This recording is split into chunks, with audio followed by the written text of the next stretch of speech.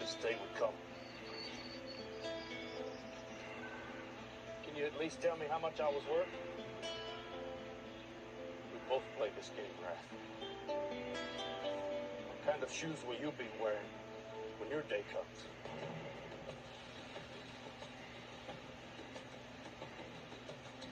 In the shadows of life, in the business of death, Robert Wrath is ready to stop the killing. The history stops here. No more. They're quit. But in the eyes of a rival, Can I help you? I'm just looking for someone. What's the name? I can check the plot map for you. the real competition He's not dead yet. is about to begin. Contractor tried to kill you, buddy.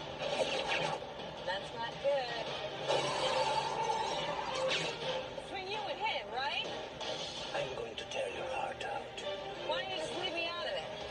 What's this for? Just in case. I can't shoot in your leg. You wish I'd be. I was aiming at the lamp. Moving target. Last game ends before anyone wins. Don't play with me now.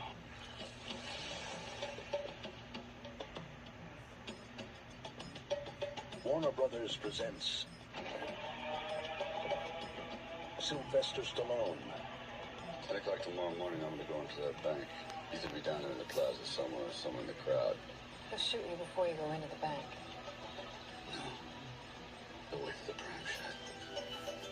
Antonio Banderas, A woman. It's not the same as killing a man. You have to pull the trigger a different way. Julianne Moore, Strange man, Robert Wrath. As long as you are out there, I'll never be number one. Step outside. I'll set you free. this fall, don't take your eyes off them Surprise. for a second. Now what? Assassins, directed by Richard Donner. You know, I admire Richard Donner for trying to do something a little bit different outside of what he made him so successful.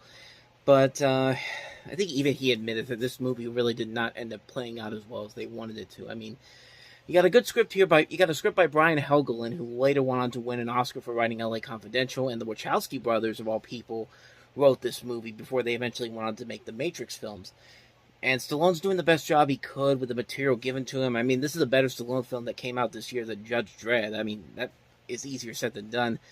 Antonio Banderas is coming off of Desperado, another chance for him to shine, and he does a pretty good job in here as well. But other than that, though, the movie is pretty lifeless, and it's really, really slow paced. Like, slow pacing can work if the writing is very good and the characters are well written, but not in this case. Like, it feels like this movie was just trying to be something that it really wasn't. I think because they spent so much money rewriting the script and hoping that Richard Donner could just make the material work with what they could do, and the fact that they made the central characters a little too sympathetic and maybe too likable, maybe. But I mean, it's hard to make assassins likable, but this movie tried way too hard, and I think they did a little bit too much. So, but yeah, I really don't remember a whole lot about this movie. This is one that was a hit, was actually a hit, but it didn't not critically, financially, but critically it did not do so well, and you can kind of see why. It's kind of a lifeless film.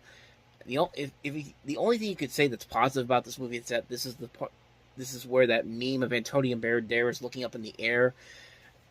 That's where that meme came from, is this movie. So that's the only thing you can really take from it. That's really not a good sign whatsoever. So yeah, Assassins, not a very good way to start the week off. But let's see if the Hughes brothers could follow up Menace to Society on a better note. And that film is, of course, Dead Presidents.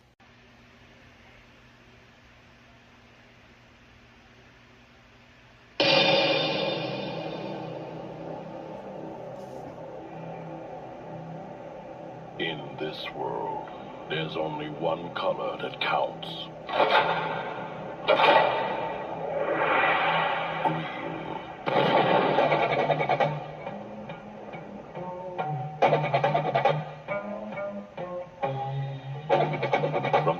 years of menace to society. So this basically tells the life of Anthony Curtis, played by Lawrence Tate, and focusing on his teenage years in high school, as a high school graduate, and his experiences during the Vietnam War. This takes place in the 1960s. He returns to his hometown in the Bronx to find himself struggling to support his family and himself, and he turns to a life of crime. And it certainly is not as good as something like Menace to Society, but in terms of movies that come after somebody's breakout directorial efforts, this is not a bad movie. I just don't think it's a very ambitious film. It has a lot of possibilities to it. It has a great cast. Keith David's also in here. Chris Tucker, Nabushi Wright from Blade, Bokeem Woodbine, Freddie Rodriguez. I mean, the pieces are definitely there, but you can definitely tell that there was a lot more ambition to this than what's actually shown on screen. I mean, the movie tries its best to try to get it all the way to the end on a good note, but it certainly pales in comparison to what these guys did with Menace to Society. I think that movie was a much better film for them, and I don't think they really would ever come back to being on that same level again until later on down the line. With I think The Book of Eli is probably their second best film overall, at least in my opinion. From Hell, I'm not a big fan of. American Pimp, I've never even heard of that film. Broken City, which is done by Alan Hughes, is largely forgettable. So is Alpha. So that's really all I have to say about this one. Dead Presidents, it's a decent film, not on the same levels as Menace to Society though. So anyway, with that said, on to the next movie, and that is How to Make an American Quilt. Pictures and Amblin Entertainment comes a movie critics are calling true movie magic. Is this something you're making for the state fair? It's your wedding quilt, honey. Wonderful. It's a film of absolute perfection. If you had to choose between a lover or marrying a friend, I would marry my soulmate. A great picture with a magnificent cast. It's one of this season's best films. How to Make an American Quilt. Rated PG-13. Starts Friday at theaters everywhere. One of those movies that was coming out during that time period of coming-to-age films. They were kind of the norm. You got stuff like My Girl, The Prince of Tides, Now and Then, Gold Diggers, The Secret of Bear Mountain, and this is definitely another one of those movies. And this is one of those movies that's another one of those mixed bags. I mean, its heart and soul is definitely in the right place. A lot of really good solid performances. Winona Ryder, Anne Bancroft, Ellen Burstyn, Kate Nelligan, Alfre Woodard. There are solid performances all around here, but there's too much sappiness in some of the more dramatic moments that by the end of it, you come out feeling like you got something from this while also not feeling like you didn't get much enough. It's kind of like an Oscar baitish type of film. I mean, the performances are what keep the movie afloat. They're very good, but there's nothing else about this that really stands out, honestly. As a coming-of-age story, it's about as predictable as you can get. I'd say watch it solely for the performances, but other than that, you have no real reason to rush out to see this movie. It's a largely forgettable film, and I thought I had more, but no, I don't. So that's How to Make an American Quilt. Now let's move on to the next movie, and that is Christopher Walken starring in The Addiction. From the director of King of New York and Bad Lieutenant, the shocking new film from Abel Ferrara, Lily Taylor, Christopher Walken, Annabella Sciorra. You want to know what's going to happen? Let's wait and see. The Addiction. Coming this fall. I honestly never even knew that Abel Ferrara was involved with this movie. I never even heard of it because, I mean, when you think of Abel Ferrara, you think of stuff like King of New York, Bad Lieutenant, Body Snatchers, Dangerous Game, notable films like that. But this is one of those movies that I've never even heard of, but it's got some good reviews for it, and it sounds like a very intriguing film. You follow a philosophy graduate student who is turned into a vampire after being bitten by a woman during a chance encounter, and after the attack, she begins to develop an addiction for human blood, and the film has been seen as sort of an allegory about drug addiction and an allegory of the theological concept of sin, and it looks pretty intriguing. Like, it looks very unique just from that one little teaser trailer alone. I mean, you got Lily Taylor, Christopher Walken, Annabella Sciorra, Edie Falco, Catherine Irby, Michael Imperioli, some notable names in here.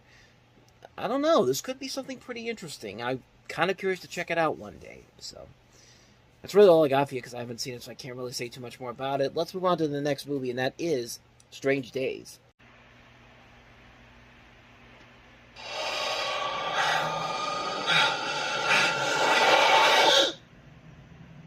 Have you ever jacked in? Have you ever wire-tripped? No? A virgin brain. Well, we're gonna start you off right. This isn't like TV, only better. This is life. Yeah, it's a piece of somebody's life. Pure and uncut. Straight from the cerebral cortex. You're there. You're doing it, seeing it, hearing it. You're feeling it. It's about the stuff that you can't have, right? Like running into a liquor store with a 357 Magnum in your hand, feeling the adrenaline pumping through your veins. I can make it happen. I can get you anything you want. You just have to talk to me. Talk to me. I'm your priest. I'm your shrink. I'm your main connection to the switchboard of souls. I'm the magic man. The Santa Claus of the subconscious. You say it. You even think it. Yeah. Are we beginning to see the possibilities here?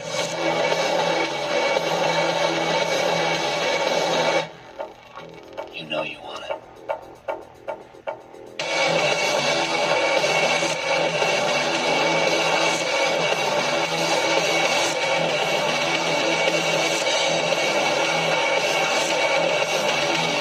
No joke, this movie almost killed the career of Catherine Bigelow, which is hard to believe because, 15 years later she'd be accepting an Academy Award for Best Director.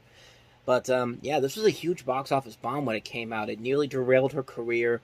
It only made about a sixth of its $42 million budget. The film was heavily polarized by critics, and nobody really wanted to see it at first, and then slowly but surely, the critical standing on it improved over the years, and it did have a massive following over the years since then. It has gone on to have a cult following, and luckily, Catherine Bigelow's career didn't completely fall apart. But you could honestly make the argument that this is a film that was maybe ahead of its time, and in a way, it is kind of. You have a movie here that's basically set in the last 2 days of 1999. Following the story of this black marketer of recordings that allows the user to experience the recorder's memories and physical sensations as they attempt to uncover the truth behind the murder of a prostitute. And you have people like Ray Fiennes, Angela Bassett, Juliette Lewis, Tom Sizemore in here. And there's also themes of, it's a mix of sci-fi with film noir conventions, as well as exploring themes of racism, abuse of power, rape, and voyeurism. The story by James Cameron was actually convinced around the time he made Aliens in '86. And I think him and Catherine Bigelow were still together. No, they weren't still together at the time. He was married to Linda Hamilton at that point, but they found inspiration for this by looking at the Lorena Bobbitt trial, the '92 riots, the Rodney King verdict, and it's a really intriguing film. Most of the film is shot with this POV shot that's very unique and very impressive for films at that time. It's like a very unique style of filmmaking here. Like I said before, I think this was just a movie that was way too ahead of its time because I think a lot of inspiration would later come from other films like this film. And I think they took inspiration from this film alone because it's a very intriguing film. It's one that's very unique, very stylized. And like I said, I think it was just ahead of its time for people to really understand it back then. But it's since gone on to have a massive following. And I can definitely see why. I think this is one of her stronger films as a filmmaker, Catherine Bigelow's. And it's a very unique film. I highly recommend checking it out if you can find it. Strange Days. Anyway, let's move on to the last movie that we have here, and that is Kicking and Screaming, not the Will Ferrell comedy. I'm going to Prague. So how will that work if you're living with me in Brooklyn? Well, it'll be the same, except I'll be in Prague. Kicking and screaming. Are you wearing mascara? No. Yes.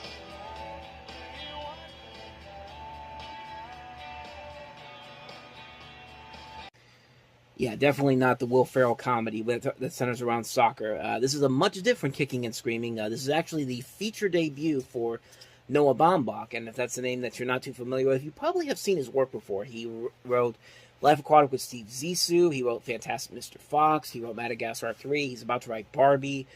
He did The Squid and the Whale, Margot at the Wedding, Greenberg, Marriage Story, Frances Ha. He has made some movies that you are very familiar with, and this is the first one he ever did, and for a first-time director, it's a pretty damn good movie. It's a very solid film, good writing all around, great performances all around. You have Josh Hamilton, Olivia Dabo, Parker Posey, Eric Stoltz, Elliot Gould, Marissa Ribisi, Baumbach himself is in here, Jessica Heck, Perry Reeves. Some names that you might not be too familiar with, but when you see their faces, you will definitely know that you've seen them before. And interesting, Jason Blum actually produced this film, and this is one of his first movies he ever produced. He obtained financing after receiving a letter from Steve Martin, who was a family acquaintance of them, endorsing the script, and he basically attached a letter to copies of the script that he sent to Hollywood. And lo and behold, look at what Jason Blum has done now in the almost 30 years since this movie's come out. So, but yeah, highly recommend Kicking and Screaming if you haven't seen it already. It's a very good film.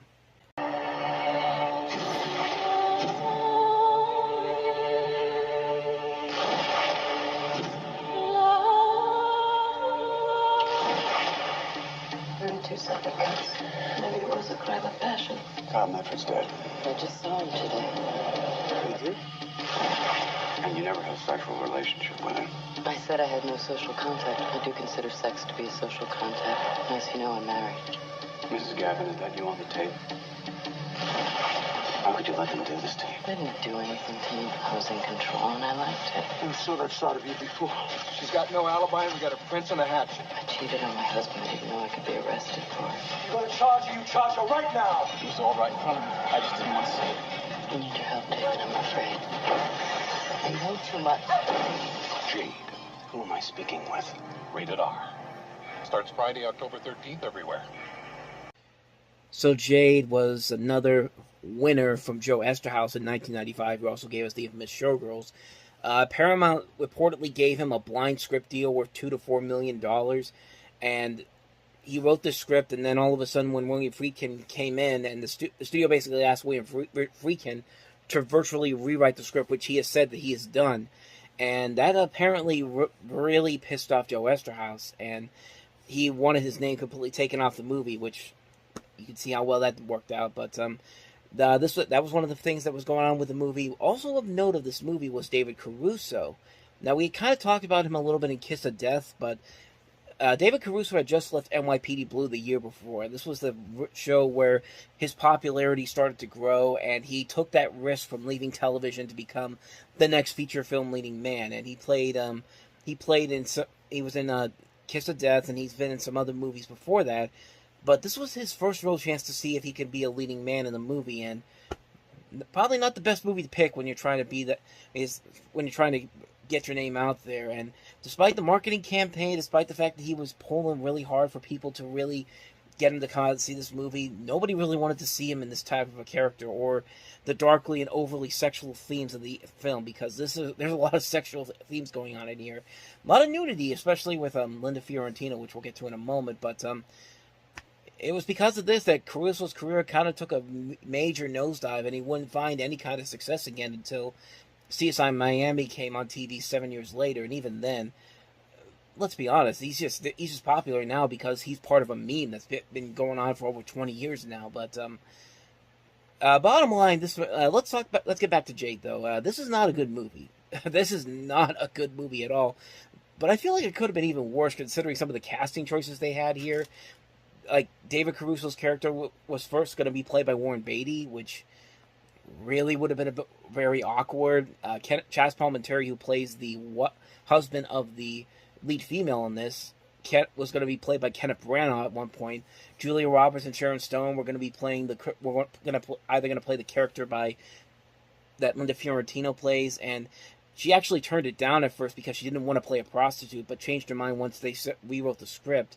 And I don't know. I mean, she still gets pretty naked in this movie. I mean, you go to if you want to see those scenes, just go to celebritymoviearchive.com, or these websites where they just put specific scenes where celebrities get naked, because really, there's no need to watch this movie just to see those scenes. And there isn't an engaging mystery here. It's just like, I think what really comes down to this movie not being very good is the simple fact that it's a watered-down version of Basic Instinct, and not a very good version of Basic Instinct. I mean, Basic Instinct just got by being a very unique and different erotic thriller. Like, erotic thrillers are very hard to get right on the nose. Like, Basic Instinct is one of those few examples of great erotic thrillers, and this is an example of how you can make a really, really bad erotic thriller, because the mystery is not engaging. You don't like any single one of these characters at all. I feel like Linda Fiorentino kind of gets screwed over, too, because her career was on a high note after she had starred in The Last Seduction. But after this, I mean, yeah, she had Men in Black in '97, but after that, nobody really talks about her all that much. She's barely been in notable movies, as far as I know. But again, I'd have to check again. But I feel like this movie really took a nosedive on her career too. But it took a lot more time.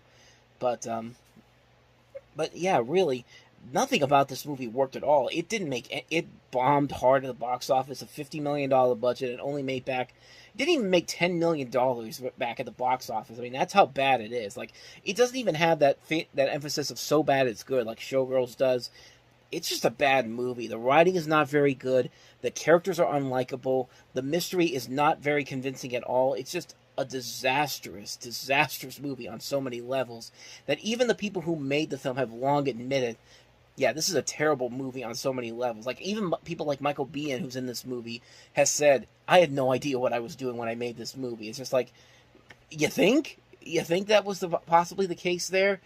And, I mean, really, what more can you say about this movie? Like I said, you want to see the hardcore sex scenes or the nude scenes in this movie, just go online and find them. They're free. They're out there. Nobody's really trying to hide them from anybody, but you'd probably be better just looking at the stuff on there than actually going to the movie theater and wasting your money on this or even renting this. It's not even good. Like I said, it's not even good on a so bad it's good level. It's a bad movie on so many levels. One of the worst movies of the year by far. And it gets even worse this weekend because we have another movie that is maybe not as notoriously bad as Jade, but it definitely is a terrible, terrible film. And that is Demi Moore and Gary Oldman in The Scarlet Letter. Hollywood Pictures and director Roland Joffe comes a story of passion, danger, and courage. I would risk my life just to spend a few moments alone with you. She violated the law, dared to follow her heart, and risked her very soul for love. Demi Moore, Gary Oldman, Robert Duvall, The Scarlet Letter, rated R, starts Friday, October 13th. So like I said, this is probably not as notoriously bad as Jade, but if you've actually seen the movie, you actually would debate whether or not it's on the same levels of some of those really bad movies, because let's just sum it up here. This is basically an adaptation of Nathaniel Hawthorne's story, The Scarlet Letter, about a woman who falls in love with a young minister. They end up having a sexual relationship. They become inseparable lovers. And the woman becomes sentenced to wear a scarlet A for adultery because of what she did. And it's not a happy story whatsoever. Bottom line, it's not a happy story on any level whatsoever. But you get a guy like Roland Joffe who did The Mission. He did The Killing Fields. He did do The Killing Fields. He did City of Joy, Fat Man and Little Boy, some notable films. I mean, he could make this into a good modernized epic, something maybe on the levels even something like Gone with the Wind, if there was a good script involved. But no, what they do here is pretty insulting to the original story. Yeah, they basically give this story a happy ending, and there is no way to make this story work with a happy ending involved in this. Like, nothing happy happens in this movie whatsoever. This is like something that a person that writes a Lifetime or a Hallmark Channel movie looks at and says, "No, we got to change this. We got to make the ladies feel happy about the situation here. Like, everybody needs to have the happiest of endings possible." And it's just like wow, like, you are so off on what you were trying to do here.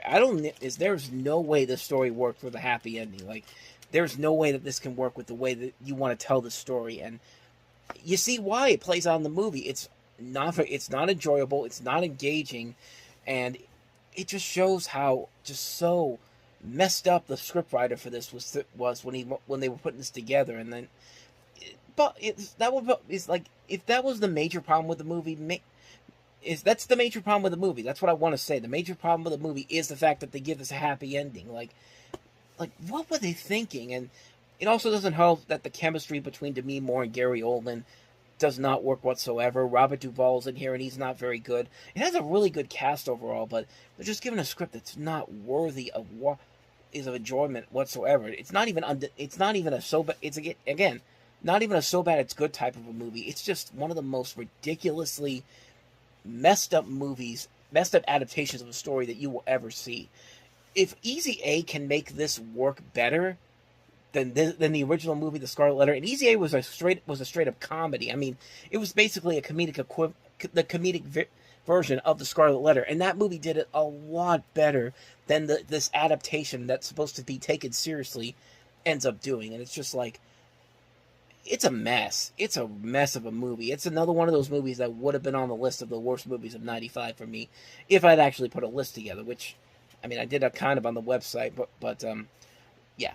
This is one of those movies that you look at, it may not seem like the worst movie ever, but once you watch it and watch what they do, you have no reason to believe that this wouldn't be on a worst of the year list, or even the worst of the decade. Like, it's amazing how low this movie sinks for entertainment value. It's just ridiculous. So, that's The Scarlet Letter. So, let's move on to, I would say, a much better movie, but I wouldn't say that about this next movie. It is a little bit better, but that's not saying much. It's Blue in the Face.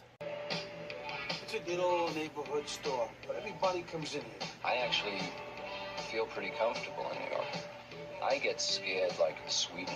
Welcome to the liveliest block in the city, where everybody's got one thing on their mind. Sex. Harvey Keitel is thinking about it. To be or not to be?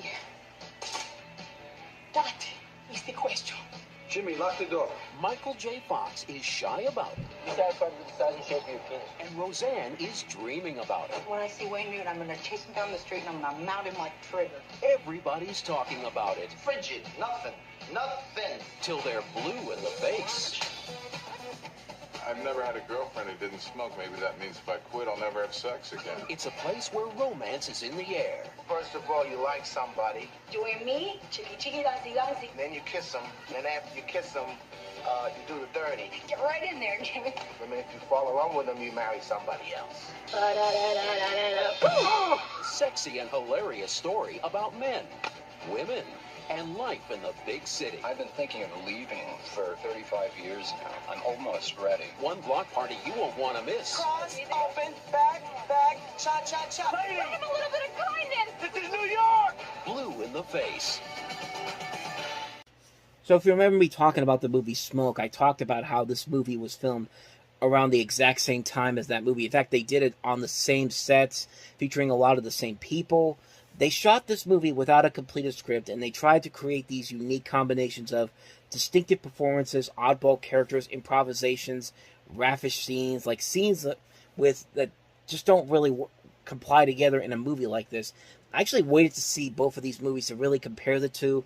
And like I said before, Smoke is the better of the two movies, but this movie, it is definitely a very odd movie that seems more likely it was trying to appeal to a more mainstream audience than Smoke does, and it just doesn't work well here at all. Like, I mean, the only thing I can really say about the movie is that Harvey Keitel is really playing a good character in this. Like, he really is one of the stronger elements of the film, but the rest of the cast just seems like, it seems like the director said, just improvise scenes. Just come up with the first thing that comes in your head and we'll do it. And nothing really is working for them. You got some notable names in here with this film.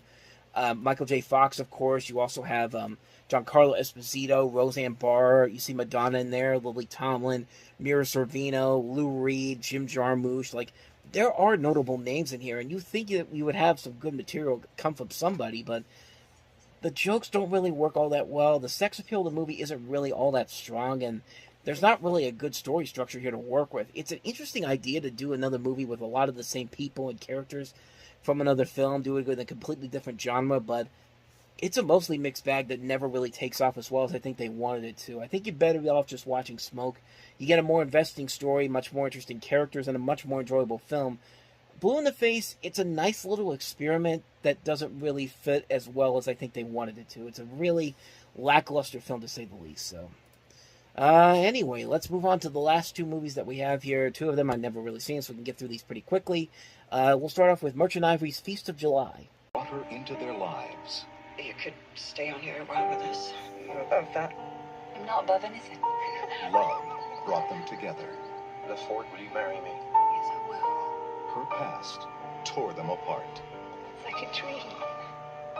From Merchant Ivory, the award-winning creators of Howard's End, A Room with a View, and the remains of the day comes an extraordinary tale of passion, betrayal, I want to cause no trouble here. Setting brother against brother be seen as causing trouble in anyone's book. and a haunting past. Hello, Bella. So this is a story based off of a novel by H.E. Bates set in late 19th century England. Rests on sibling rivalries for the affections of a woman who comes to live with her family by happenstance. In time, she decides to accept the marriage proposal of the youngest of the three sons, and to the surprise of all of them, however, a man she once loved and abandoned her comes back into her life, and the appearance of this guy sets into motion a tragic series of events that's eventually engulfing everybody around her.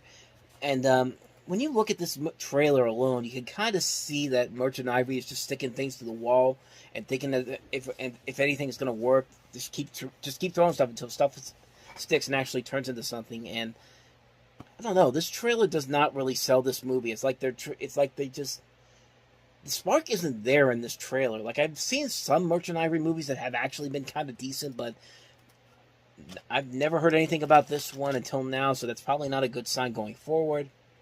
But that trailer did not do this movie any favors, though. What was that? That trailer did not do any favors for this movie, is what I was trying to say. I'm sorry. But, so that's Feast of July. So let's move on to the last movie that we have here, and that is The Death of Venus. In the city of light, she wrote stories of love. I think it's the best work I've ever done. And yet her words were hollow, her sentiment untrue. Open your eyes, Until she would meet a mysterious lover, a writer of romance and seduction. They kissed until kissing became a torture. His words would awaken her long silent senses. I'm consumed with emotion, fear, excitement, and hunger. Until together, they would learn the true language of love. Starring Costas Mandylor of Mobsters and Picket Fences, and Audie England of the Red Shoe Diaries. You really do love me, don't you? So turn up the heat with this provocative new tale from the master of erotica, Zalman King's Delta of Venus. Or Delta of Venus. Death of Venus. What the hell was I thinking? I could have just come back in there, but as soon as I stopped recording, I realized I said the wrong name. But, yeah, this is not called Death of Venus. This is called Delta of Venus, directed by Zalman King, best known for the Red Shoe Diaries. He's done a couple of movies before. He did Wild Orchid and Wild Orchid 2, but his best known work was the Red Shoe Diaries, and I don't know, this feels like a long episode of Red Shoe Diaries, honestly. I mean, if you saw that show and this trailer, do you think you could tell the difference between either one of them? I mean, I don't know, but I'm guessing this trailer doesn't really do anything. It doesn't really sell the movie very well. It's just the fact that, okay, you're going to see two people here having explicit sex for over an hour and a half. I mean, anything interesting going to happen with them? Probably not, but like I said, I haven't seen the movie, so I can't really say too much about it. So, either way, it came out this weekend, and got to talk about it. So, Delta of Venus. In a town known for fame, wealth, and glamour, one honest man has come to Hollywood to make a killing. My name's Chili Palmer. Chili's a gangster. Ran a club I used to play at for another gangster back in Miami. How is Momo these days anyway? So you make movies, huh? I produce feature motion pictures. I got an idea for a movie. Doesn't everybody? Yesterday you were alone, Sean. Yeah, but I was never that into it. You think the movie business is any different? Ray, look at me. I didn't take a look at that. You must bring something heavy to the deal. I do. Me. I think you ought to turn around and go back to Miami. You're a stuntman, huh? Yeah. You're any good? I mean, he's got no respect for us. That's not bad for a guy his size. Got a major star interested. There's Two-time Academy Award nominee, Martin Weir. He played the mob guy turned snitch in Cyclone. Yeah, one of his best parts. No, well, the best part was when he played the crippled gay guy that climbed Mount Whitney. I guess in your line of work, there's times you have to get kind of rough, huh?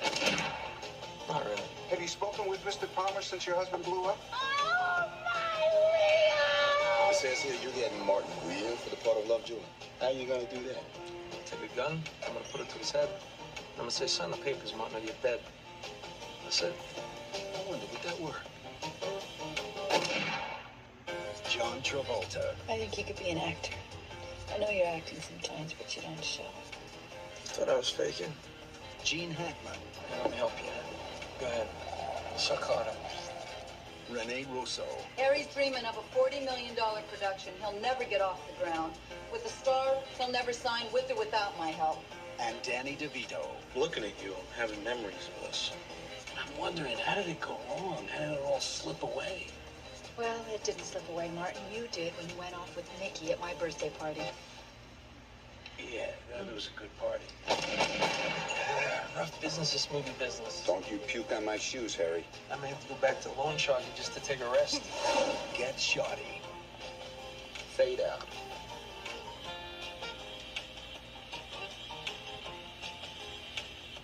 So, of course, this is based off of a story by Elmore Leonard, who also wrote Out of Sight, which was also later turned into a great movie. But this is directed by Barry Sonnenfeld, who has already been a prominent name, not just as a cinematographer, having worked with the Coen brothers early in his career, but eventually becoming a director on his own with the Addams Family movies, hitting it right out of the gate with those films. And it's helping him an edge to directing, showing that he can not only direct adaptations of classic TV shows, but he can also direct an original film, kind of like this, a story within a film, I should say, and it really is one of his best films overall, and it really doesn't feel like it. It doesn't really feel like Sonnenfeld's film, honestly. It doesn't really have those cinematography style sequences that were seen in the Addams Family movies and later be seen in the Men in Black films. It feels very different compared to what we see from Sonnenfeld, but it's just one of the great things about this movie is that he's able to make a movie like this that doesn't feel like his normal work, but he has its own unique style that makes it stand out compared to his other works. But the great elements of comedy are very good here. Elmore Leonard's style of writing is very good. The script by Scott Frank is great, who also wrote Out of Sight. He also wrote Minority Report and directed one of the best films from 2014, A Walk Among the Tombstones. And then you got that great cast overall. John Travolta just working so well as Chili Palmer. He nails the role so well. It's a shame he didn't get nominated for this. And I mean, honestly, at the time, I don't think he got a lot of respect for the role he played here. I think this is one of his strongest roles. I think he really fits the role of Chili Palmer so well. Like, he is so good in this. And it also helps if you have a great cast. It also includes Rene Russo, Gene Hackman, Danny DeVito, Dennis Farina, Delroy Lindo, Bette Midler. Just a lot of great names in here. It's a slick, very funny, hilarious satire of the Hollywood film industry. And it's just such a brilliant film. I can watch this movie anytime and just instantly continue to enjoy it every single time. It's a really great movie. It's one of the definitive comedies in the 90s. I don't think I need to say too much more about it. Get Shorty, an amazing film. So, with that said, let's move on to the next movie, and that is the ensemble teen comedy, coming-of-age comedy, I should say, Now and Then. I know you're in there. Why don't we just play 3 men? What did you say? Girls can't play softball. Critics call it the best coming-of-age movie since Stand By Me. Jeffrey Lyons says it will touch you like no other movie this year. Now and Then will steal your heart. Are you happy? Not really. Maybe you should integrate color into your wardrobe. Now and Then. Rated PG-13. Starts Friday at a theater near you. So like I said, this is a coming-of-age comedy dramedy, if you will, that you see some of the names in there. You see Rosie O'Donnell, you see Demi Moore, you see Melanie Griffith, you see Rita Wilson, but you also see Christina Ricci in there, Thora Birch, Gabby Hoffman. You also have Hank Azaria, Janine Garofalo, Cloris Leachman, Bonnie Hunt among the people in here. And you just have 4 women talking about the summer of 1970. It's basically a flashback to the days of the 1970s, where they flash back to when they were teenagers.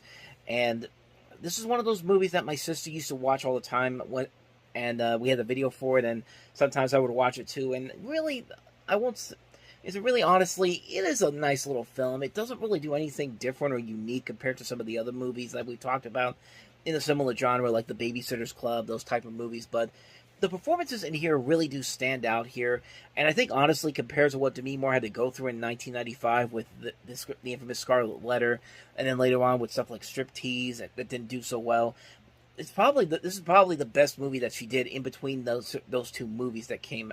Well, that doesn't even make any sense because those are the only 2 movies she'd been in. But it's one of the movies that I think is very underrated from her, because I think that she has a very good concept of what she's trying to do here, and she's also one of the producers on here.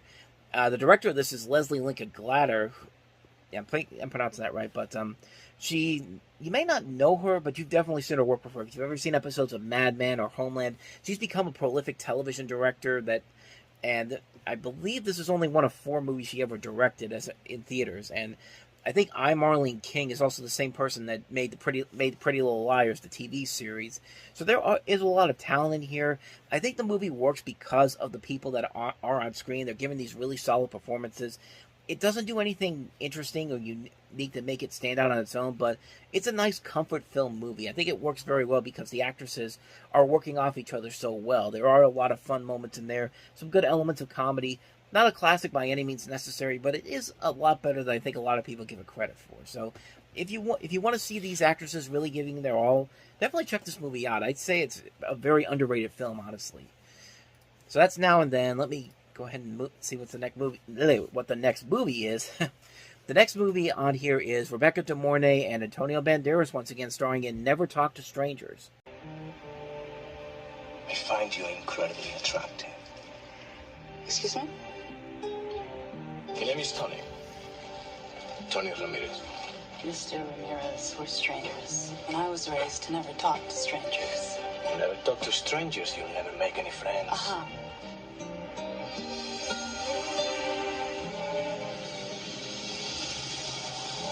What are you saying? Say yes. Say yes.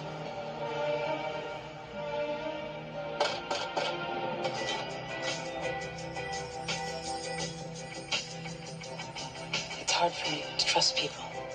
We need more wine. You're a bad influence. So see, being not so in control. Spent the entire night with a complete stranger. You look different today. What is it? Your sex life pick up? How you feeling nothing bad can happen when you're around. You think? I think we should just stop it there because I think you all know what's coming next. And yeah, this is another movie where Rebecca De Mornay really should have thought about finding her agent, because man, this performance was not good at all. Like, the fact that she knew that something shady was going on, but her hormones got the best of her. And Antonio Banderas is Antonio Banderas, so screw it, let's have this relationship. So, because we wouldn't have a movie. And yeah, it's about as bad as you think it is. It's a lazily put together erotic thriller. Not even a clever erotic thriller. Like, Antonio Banderas is just basically doing what is. He's not even trying to hide the fact that he is an evil son of a bitch, and it shows on here. Like, Rebecca De Mornay is playing a very stupid character, a psychologist who you think would be smarter than that. You think she would be, but not in this case. No, she is, and it turns out that she suffers from multiple personality disorder. Because you know what? Let's add on a stupid twist to this, because that clearly is going to make this movie a whole lot better. And no, it really does not. And yeah, this is a terrible movie, bottom line. That's what I'm trying to say here, is that it's a terrible movie. It's a lazy attempt at a erotic thriller, and then to throw that twist in there that makes no sense at all, and tries to make you think that that's the way to make this whole movie plausible. It's just like, get out of here with that. It's just like, it's not a good movie, what I'm trying to say. It's not a good movie. It's a really lackluster film, and they clearly was put together just to capitalize on Antonio Banderas' rising fame and the lowering fame of Rebecca De Mornay, because this was coming after Backdraft and The Hand That Rocks the Cradle, and by this point, she wasn't getting a ton of big movie roles, but this is one of those ones. And yeah, like I said, she probably should have thought about finding her agent after making movies like this. So that's Never Talk to Strangers. So let's move on to the next movie that we have here, and that is Kevin Smith's follow-up to Clerks, and that is Mallrats. The two of you have so much in common, I think you should date each other. There is something out there that can use our double lock. Some guys might give up. I love the smell of commerce in the morning. For Brody and TS. Brody man, nitchy. It's Mall or Nothing. Shannon Doe, Jason Lee, with Jay and Silent Bob. Mallrats, rated R. Need the sense of your mom. Start Friday, October 20th at theaters everywhere. Like I said, Mallrats is the follow-up to Kevin Smith's Clerks, which put him on the map. And right off the bat, you could probably see why this movie did not attract the same amount of success that Clerks did.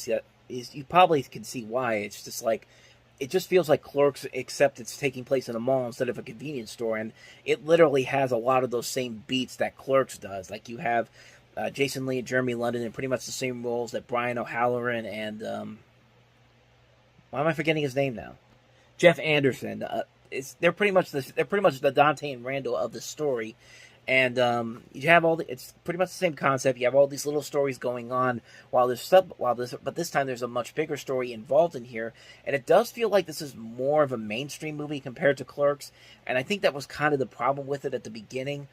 And Kevin Smith for the longest time said that this is one of those movies that he regrets making. In fact, he said that Chasing Amy was his apology for making this movie. But as the years have gone on, it has been able to get a cult following over the years. And I will admit, I do enjoy this movie a lot. I do think it is a pretty solid movie.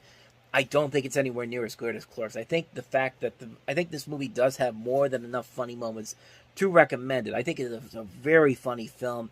You know, Shannon Doherty can be very funny in here. So are Jason Lee and Jeremy London. You got Claire Forlani in here, Ben Affleck, Jason Mewes and Kevin Smith once again, Joey Lauren Adams, Michael Rooker in here, and just it's still a very funny film all around. Stan Lee also is in this as well, and there's still moments in here that I will still laugh at all the time, like the whole subplot about Ethan Suplee's character and this magic eye poster. The payoff at the end where he just gets so upset he screams up in the air and just kicks the magic eye poster.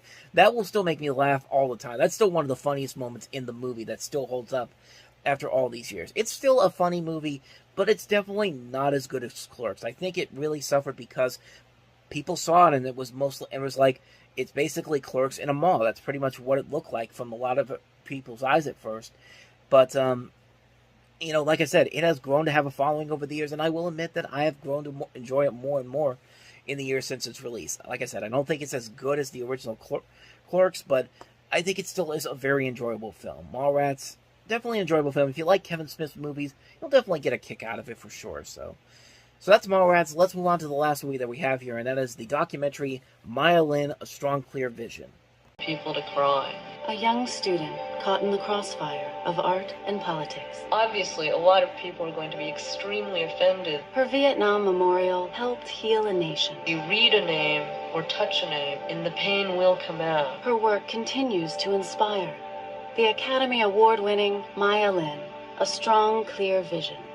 So this documentary is basically about the artist Maya Lin, whose best-known work is the Vietnam Veterans Memorial in Washington, D.C., and you basically have a movie that's talking about the look of is how she created this, the story of the monument itself. But the film became mostly controversial because of the fact that this was around the same time that Hoop Dreams got snubbed for the Academy Awards, and Roger Ebert notoriously called out the people who made the film, the person who made the film, Frida Lee Mock, who was the chair of the documentary committee who makes the nominations, though she stepped aside for that year while Maya Lin was under consideration, and was thus close friends with many of the committee members. And Ebert and Siskel and Ebert publicly apologized to Mock after making the film, saying that they thought it was a good film and deserved to be nominated. But other critics like Janet Maslin maintained that Maya Lin was a good film, where it was clearly outshone by the documents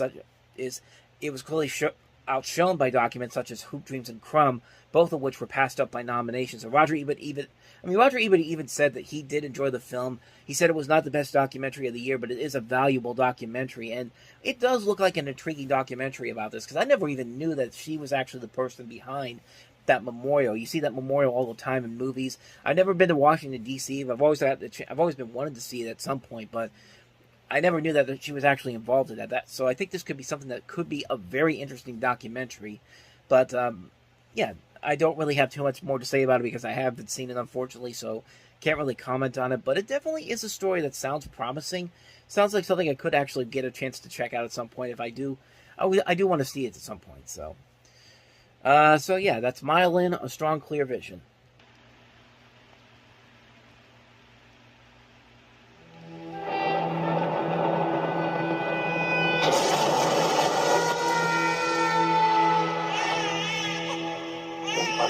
child experiences everything that the mother experiences.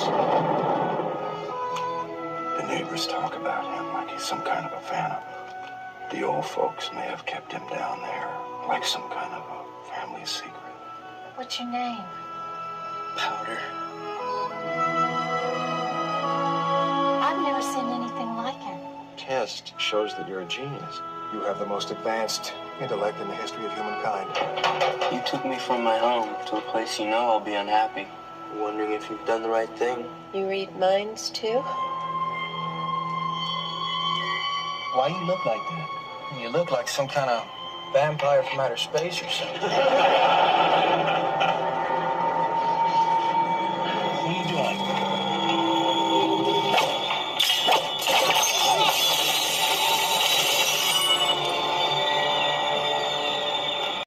Before we talk about the movie, let's talk about that controversy I was talking about before. This is directed by Victor Salva, who you may know as the director of the Jeepers Creepers movies, but when he directed this movie, there was a controversy, and he had been convicted of molesting a 12-year-old child actor during the production of the film that he did prior to this, which was Clown House back in 1988, and he was actually sentenced to 3 years imprisonment and released after 15 months. Disney officials reported that they learned of Salva's crime only after the production of the film had begun, and stressed that there were no minors on the set for the film. When Powder actually was released, the victim, Nathan Forrest Winters, actually came forward again in attempts to get the film boycotted and to boycott the film and protest its release. But as you can see, it didn't really work, as the film eventually did come out, and it was a decent hit critically, financially, but critically, it got a mixed bag. And judging from this trailer, you can kind of see why. It's nothing. It's got a unique idea to it, but when you watch this movie, all you can think of is it's just Edward Scissorhands with more of a supernatural element to it. I mean, there are some things in here that could be pretty interesting about it. Like, the performances, I think, are okay. Sean Patrick Flannery, I think, does a pretty good job in this role as the title character. So does Jeff Goldblum and Mary Steenburgen, but it just can't get away from the fact that it's pretty much a knockoff of Edward Scissorhands in a way. Like, it feels like that type of a movie, except let's add more of a supernatural element. Instead of the fact that he has these scissors for hands, let's make him into like this creature, this unusual creature who has these incredible telepathic and paranormal powers to him. In a way, it's kind of you could probably make the argument that this is kind of like an X-Men prequel sort of a way. Like, if they had gone that route, I think this movie could have been a little bit more interesting, but other than that, though, it's just a movie that has some good ideas to it, but just the wrong execution of it. It just kind of falls into predictable territory. It's the movie where everybody looks to this person as the savior or the one who's going to change this world forever, and it's just kind of like, it's not really all that interesting or that exciting. I thought the performances overall were okay, but it's a largely forgettable movie, honestly. I saw it many years ago, and honestly, for the most part, I forgot most of it until I saw the trailer again. And, yeah, really, that's pretty much all I can say about it. It's a film that, some good ideas, but not enough to really recommend it, so that's Powder. Let's move on to the next movie that we have here, and that is the pairing I think everyone was looking forward to seeing, Eddie Murphy and Wes Craven working together on a movie, and that movie was Vampire in Brooklyn. For centuries, they have roamed the earth. Fearsome creatures of the night, endlessly seeking to satisfy an unyielding hunger.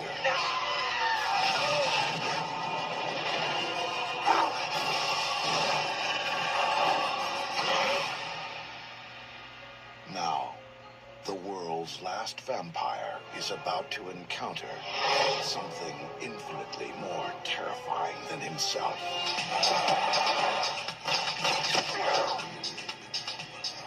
Brooklyn. Interesting. I've been stabbed, and I've been hanged.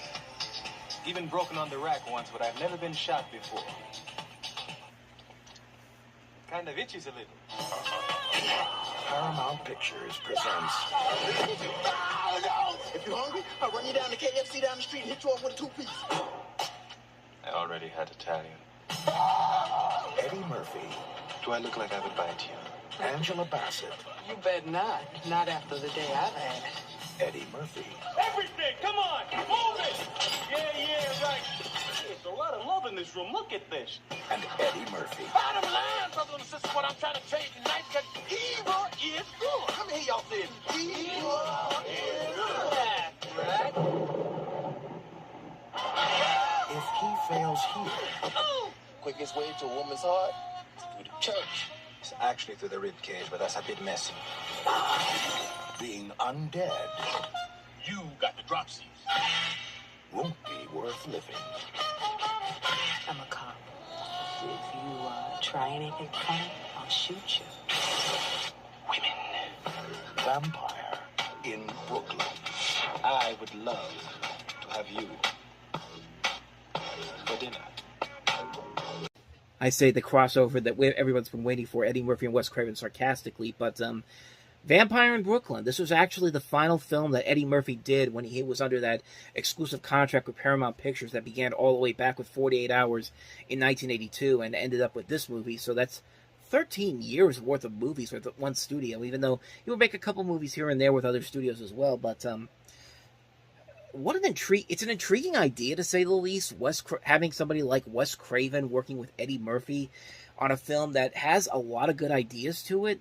At the time of its release, it got negative reviews. It was considered by many as one of the worst movies of the year, and everybody thought that this was Eddie Murphy's low point. But I mean, Eddie Murphy made some bad movies before this, and certainly bad movies after this. And I think more than everyone expected, this movie was not a success at the box office, but as it has gone on in years, this movie has been regarded as kind of a cult classic and has been reevaluated as a very unique experience of a film. Like, everyone looks at Wes Craven's direction on this, the performances by Eddie Murphy and Angela Bassett, the chemistry and the humor overall, and honestly, I didn't see this movie for the longest time. I think I finally saw it 20 years after its release. I found a copy of this movie at a CD warehouse for, I think it was like $7. I figured, it's Eddie Murphy. I mean, it can't be that bad of a film. So I checked it out, and, honestly, I was kind of surprised by it. I think it actually is a lot better than people give it credit for. It has a lot of intriguing ideas. It actually has a lot of ideas that would eventually work much better in the far superior The Nutty Professor movie, which was the film that everyone thought was the resurrection of Eddie Murphy's career at that point, which it kind of was for a little bit. But like I said, there are some good ideas here. You know what this movie kind of reminded me of? I thought about it recently, and it kind of reminded me of Innocent Blood, that John Landis movie that was also kind of had a similar concept to it, that was not a big hit when it came out, but has since gone on to have a cult following to it. I think this movie definitely has that same feel to it.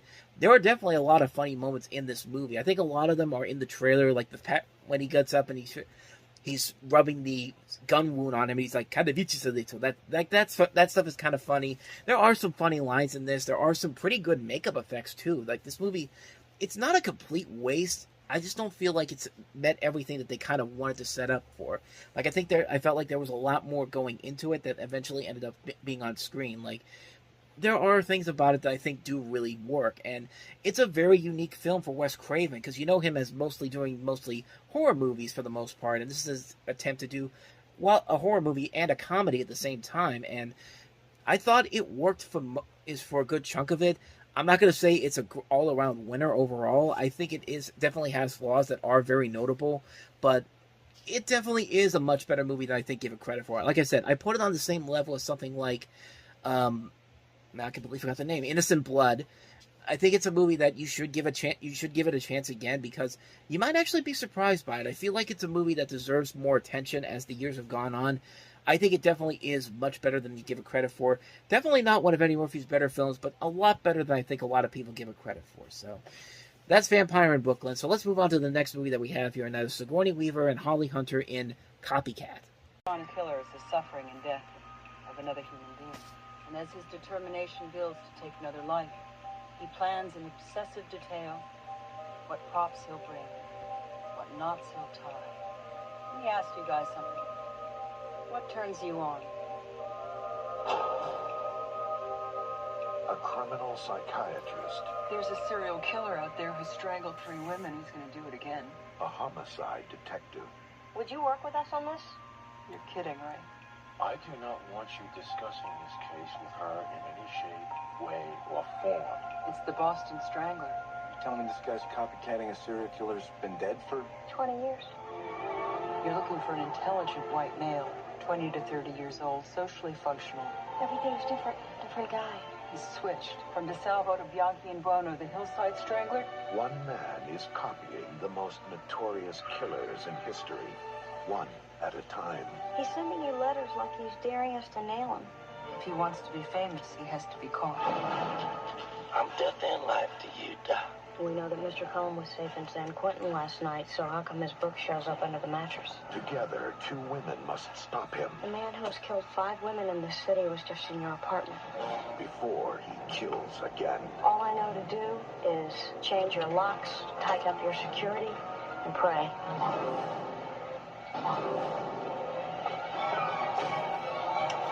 Sigourney Weaver, Holly Hunter, and Harry Connick Jr. in a deadly game of cat Here, kitty. and mouse. Copycat. Another one of those movies I always heard about as a kid, but obviously because I was 6 years old at the time, I wouldn't have been able to see it.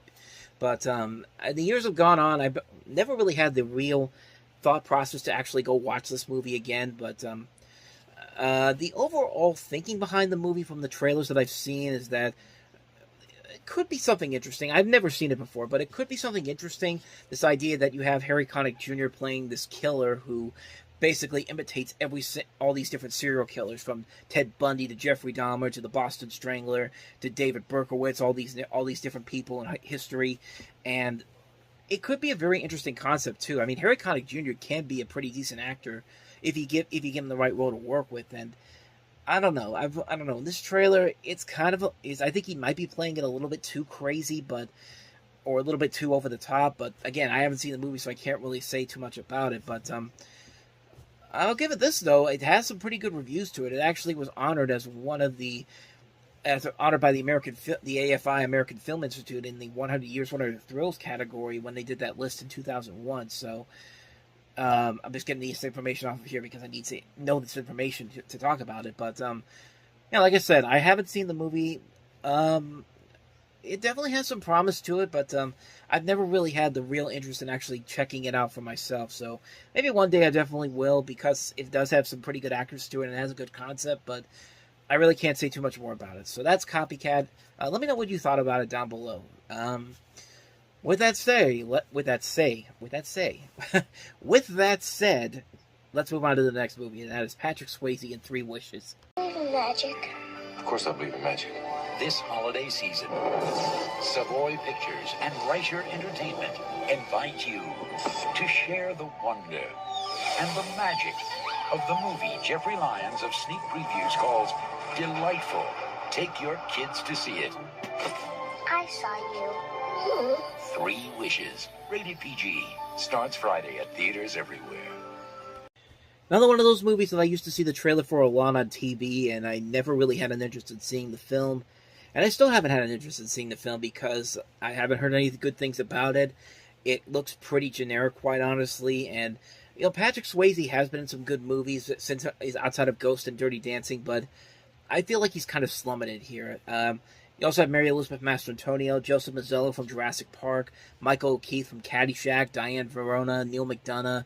Some notable names are in this film, but this director, Martha Coolidge, has made some pretty good movies, but this is kind of in the stretch where a lot of those movies were not as strong as they could have been, but I don't know. Like, I didn't really had any interest in seeing this movie whatsoever, and judging by the fact that it doesn't have any good reviews or wasn't a big hit, probably for the best that I didn't get to see it back then, and probably another reason why I probably will never see it. I don't know. It just doesn't really appeal to me all that much, so... quick one on that one. That's 3 Wishes. Let's move on to the next movie, and that is Woody Allen's Mighty Aphrodite. When Lenny Weinrib and his wife adopted a baby, If there's any greatness in my hands, let it pass into your body. Get a grip on yourself. they never planned Hi. on adopting the mother. You want to go inside, take a shower?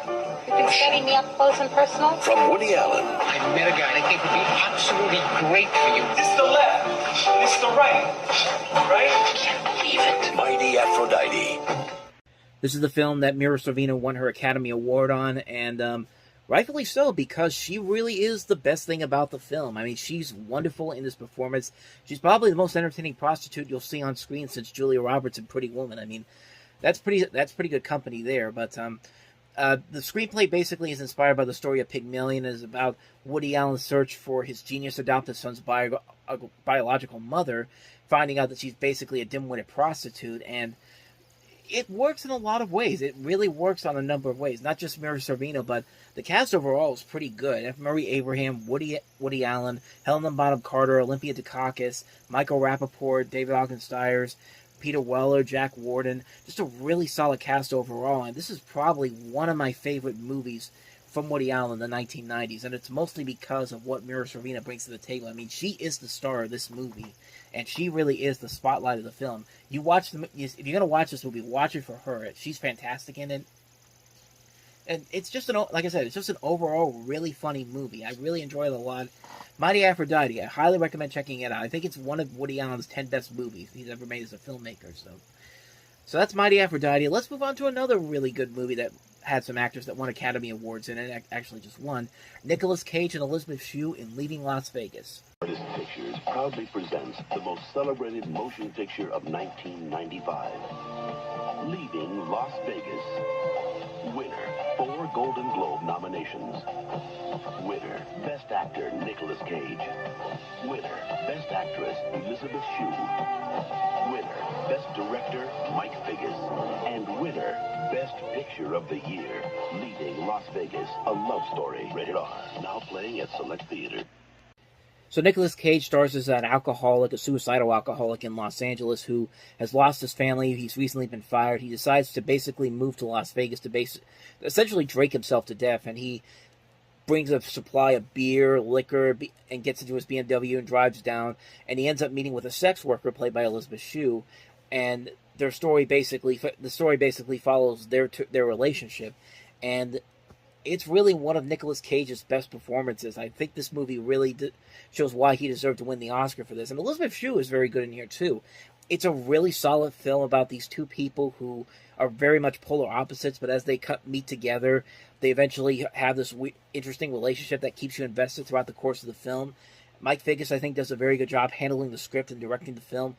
In a way, it kind of reminds me a little bit of Lost in Translation. It kind of has that same concept, except you replace Nicolas Cage and Elizabeth Shue with Bill Murray and Scarlett Johansson and set it in Japan instead of Las Vegas, and you get kind of the same concept. But, I mean, both movies are great, but this movie really, I think, is definitely one of Nicolas Cage's most strongest films. And it's interesting that this film was shot in Super 16mm instead of the usual 35mm.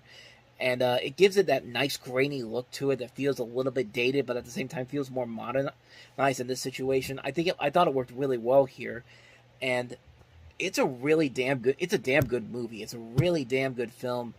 One of the best movies from 1995. I can't recommend it enough. Leaving Las Vegas. If you haven't seen it, definitely check it out.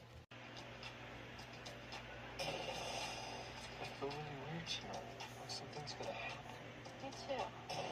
What's your name anymore? Xavier.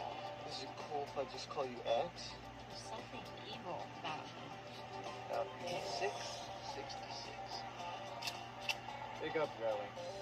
What are you gonna do? Shoot us? So I just realized I forgot to tell you what the last movie was before we got to the trailer, but you saw it right there. That's a little bit of the Doom generation, basically following two teenage lovers, played by Rose McGowan and James Duval, who pick up a young, handsome driver named Xavier Reed, played by Jonathan Scheck, and after Xavier accidentally kills a store clerk, the trio embarks on a journey full of sex, violence, and people from Amy's past. It's billed as a heterosexual movie by Greg Araki, who is the director of the film. And it's actually the second film of his Teenage Apocalypse film trilogy, the first one being Totally Fucked Up, and the last one being Nowhere, which I never covered the first one on there.